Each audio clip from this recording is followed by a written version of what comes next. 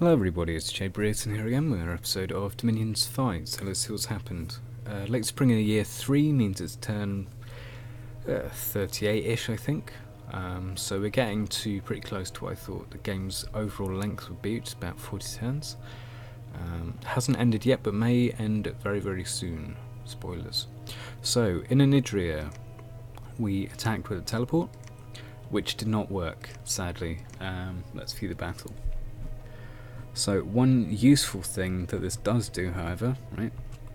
So because put litter in its place is a relatively big mage, the monolith then rinses a whole bunch of gems after he dies.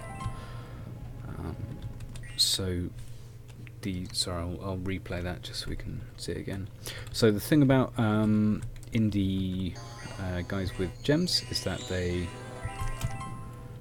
eventually do recover some of these gems over the turns, but he's just used a whole bunch of earth gems especially, and a few nature gems on swarm and so on.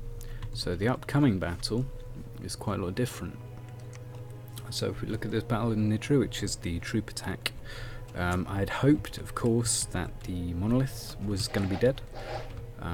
That would have made things just completely different. But what we did do, which is a relatively good turn of events, is kill basically everything other than the monolith and a few, but not by any means all of the watchers. But we've got a couple of them, right? So that's not too bad a show. I have no idea why these watchers periodically fire and then don't, and then restart later on.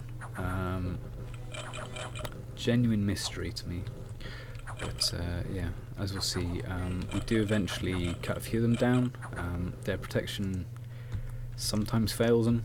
It's not exactly completely ironcast, but or ironclad rather.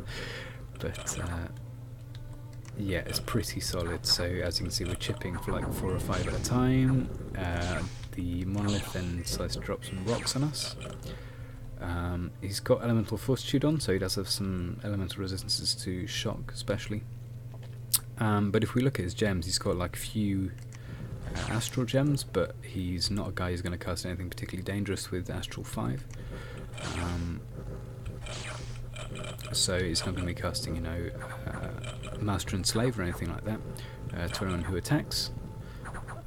So at this point I think is relatively safe for the follow-up attack that's going to be coming from Erytheia this coming turn, who has been appraised of the overall situation.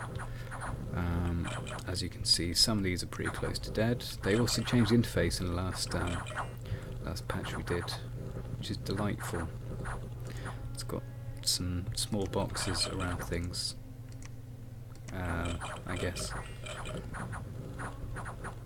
But yes, as we can see, a few of these getting whittled down, mainly though they stood tall. He got a bit damaged but didn't pick up any afflictions, which is a little bit of a shame. But you can't exactly count on these things when you're talking about a 30-foot defense unit. It's pretty buff. So yes, there we are. Just give me a sec. For some reason the game has crashed, which is fascinating to me. But I'll get right back onto it, and we'll see what we're doing once again. So, yes, let's play Calum. So, overall casualty figures. The throne is down to 13 watchers, and 1 monolith, and a couple of commanders who don't really do anything. Apparently there's like 40 mages in this stack. I hope they're well equipped.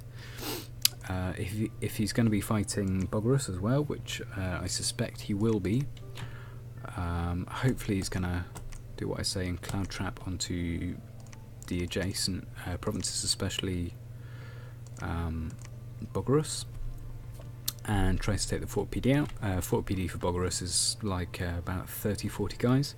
They haven't got magic weapons or anything, they're just normal guys. Some of them are slightly better than some of the others, but none of them are especially elite. And they will definitely die to Earth Elementals. And that will prevent the Bogorusians from attacking in the movement phase, because they'll be too busy being stuck in their fort. Apparently he's also going to be trying to move through 13. It's got 40 PD, but ultimately if he brings a few mages along, or uses pirates to attack along the coast, should be fine. So I'm going to leave this scout in here, hopefully we'll see what goes on next turn.